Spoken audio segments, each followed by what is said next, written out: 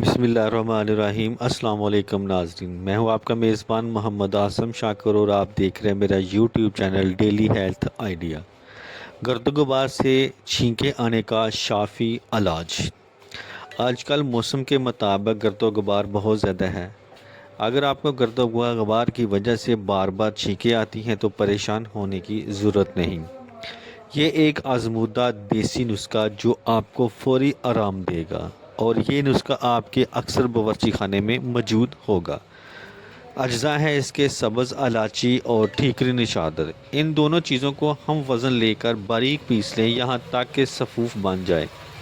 اب اس صفوف کو ململ کے کپڑے میں رکھ کر اس کو ایک چھوٹی سی پوٹلی بنا لیں۔ طریقہ استعمال: جب بھی آپ کو چھینکیں آئیں یا گرد و غبار کی فضا میں جانا ہو تو اس پوٹلی کو سونگھیں۔ انشاءاللہ چھینکیں رک جائیں گی اور سانس بھی آسانی سے آنا محسوس ہو جائے گا۔ آج کل گندم کا سیزن چل رہا ہے، توڑی گرد و غبار ہر طرف موجود ہے، تو آپ اس کو ضرور استعمال کریں، انشاءاللہ آپ کو فائدہ ہی ہوگا۔